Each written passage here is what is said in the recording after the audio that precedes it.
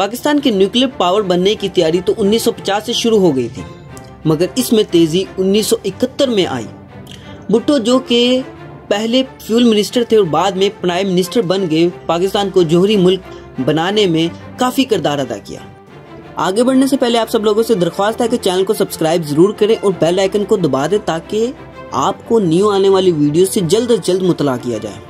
تو ہوا کچھ ایسے کہ 1971 میں جب پاکستان بھارت سے جنگ ہارا اور مشرقی پاکستان جو کہ موجودہ بنگلہ دیش ہے پاکستان سے الگ ہوا، تو بھٹو نے پاکستان کے مختلف فزسسٹ اور انجینئرز کے ساتھ جنوری 1972 میں ملتان میں ایک میٹنگ کی اور پاکستان نیوکلیئر پروگرام کا آغاز کیا۔ بھٹو نے PAEC یعنی کہ پاکستان اٹامک انرجی کمیشن بنایا اور یہ کہا کہ پاکستان کو جلد از جلد نیوکلیئر پاور بنایا جائے، پاکستان کو جلد از جلد نیوکلیئر بوم تیار کرنا ہے۔ اتنے میں 1974 میں بھارت نے نیوکلیئر بوم کا ٹیسٹ کیا تو پاکستان کے اس پروگرام میں ایک نئی رفتار آ گئی۔ بھٹو نے کہا کہ عیسائیوں کے پاس جوہری ہتھیار ہیں، یہودیوں کے پاس جوہری ہتھیار ہیں اور اب ہندوؤں کے پاس بھی جوہری ہتھیار ہیں، تو مسلمانوں کے پاس کیوں نہ ہو؟ مگر جناب یہ اتنا آسان نہیں تھا جیسا کہ آپ سمجھ رہے ہیں۔ پاکستان کو ابھی بھی ضرورت تھی کافی زیادہ یورینیم کی اور ماہرین کی جو اس پروگرام کو کامیاب کر سکے۔ اس کے لیے 1975 میں پاکستان کے نامور فزسسٹ ڈاکٹر عبدالقدیر خان کو پاکستان لایا گیا۔ ڈاکٹر عبدالقدیر خان جرمن میٹالرجسٹ تھے۔ اب آپ میں سے کچھ لوگوں کو شاید میٹالرجسٹ کا مطلب نہ پتا ہو، تو میٹالرجی سائنس کی ایسی شاخ ہے جس میں دھات کے فزیکل اور کیمیکل بیہیویئر کا معائنہ کیا جاتا ہے۔ کہا جاتا ہے کہ ڈاکٹر خان اپنے ساتھ یورینیم لے کے آئے، مگر کچھ لوگوں کا کہنا ہے کہ پاکستان میں یورینیم کافی بھاری مقدار میں پایا جاتا ہے اور وہی یورینیم اس پروگرام کے لیے استعمال کیا گیا۔ بہرحال یہ سلسلہ ڈاکٹر عبدالقدیر خان کی قیادت میں چلتا رہا، مگر 1979 میں ضیاء الحق نے ماشاء اللہ لگا دیا اور بھٹو صاحب کو پھانسی ہو گئی۔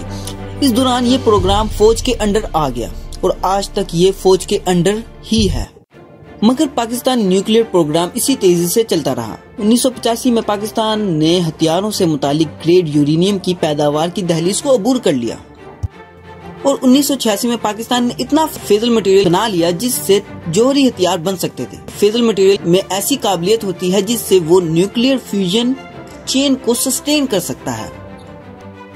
اس طرح پاکستان نے فیزل مٹیریل کے ذریعے جوہری ہتھیار بنائے۔ اب باری آتی ہے نیوکلیئر ٹیسٹ کی۔ 28 مئی 1998 میں PAEC یعنی پاکستان اٹامک انرجی کمیشن نے دعویٰ کیا کہ پاکستان نے 5 ایٹمی دھماکے کیے اور پاکستان جوہری ہتھیار بنانے میں کامیاب ہو چکا ہے۔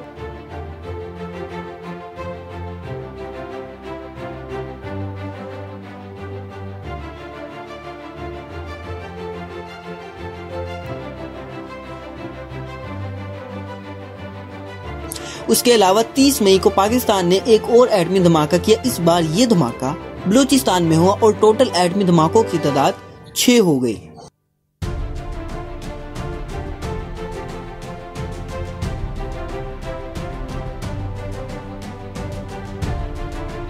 بھارت نے جو ایٹمی تجربات کیے آج ہم نے اس کا حساب بھی چکا دیا ہے۔ اب ہمارے ملک پر کوئی دشمن انشاءاللہ بزدلانہ ایٹمی شبخون نہیں مار سکتا۔